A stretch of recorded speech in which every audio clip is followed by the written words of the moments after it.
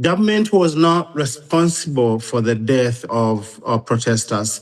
Government went to protect everyone. It was a day that, as events were happening, members of the government forces, the police, but then, for if example, the government wasn't, sir, who shot those people? Because more than 200, or around 200, were shot. So who was responsible for shooting them, and on whose orders? We do have evidence whereby protesters were having guns, had bombs, and some of them had trained in camps. Some of the evidence we have of the training happening in social media, how to create bombs, how to shoot, how to be tactical. And because this was premeditated, this was pre-planned, the government moved to rescue the day, and people need to understand it was a very difficult day and sad day for every Tanzanian. You may call it rescuing the day, but I go back to my question. Was the government responsible, even by ordering security forces to do so, for the shooting and killing of around 500 protesters?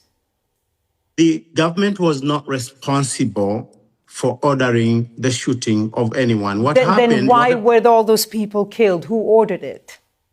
Okay, so who marched, for example, to torch the buildings, to go and put buildings in fire, some of them with people. So death happened. That's why the Commission of Inquiry came out today, and the president had made sure she's going to establish a legal body that is going to actually investigate if there is anyone, whether in government or in private civil society or opposition involved, they will be persecuted to the full length of law. Sir, you said you're going to investigate. Let me just tell you something that the main opposition party has said. They've called this report a cover-up, an attempt to whitewash the regime's crimes. They said an inquiry cannot be independent or partial in a situation where the government is actually the primary suspect in being investigated. Is this whole commission, this whole inquiry, a whitewash?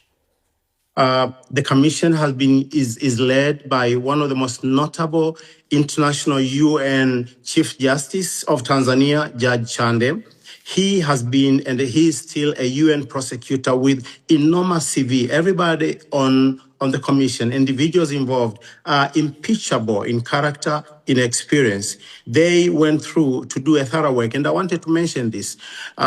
We looked at what they did. For example, the commission went to over 1,323 families of those who were dead or missing, to interview and to listen to their grief. They went through and had 4,900 questionnaires across the country. It was transparent. It was open. It was involving everyone, including members of opposition who, for example, you mentioned Chadema, they refused to participate.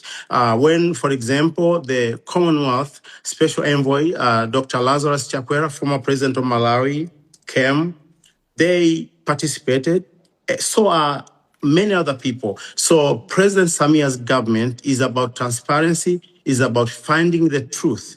And today's report was about finding the truth, exactly what happened, who was responsible, and how do we make sure this country moves from where we are, never to have this situation again. Today, the president said never again for our country to ever witness. Let's speak about the president's victory, sir, because her election win was 98%, widely contested, said to have happened in a climate of fear. The African Union's observer mission Senate concluded the election did not comply with democratic standards. They mentioned issues like ballot stuffing, lack of observers, opposition exclusion. Human Rights Watch as well warned that there was a repression within the election. I mean, you speak of transparency, but how can you have transparency with a government whose very election is so widely contested? Number one, we had a very free and fair election. Every opposition party that wanted to participate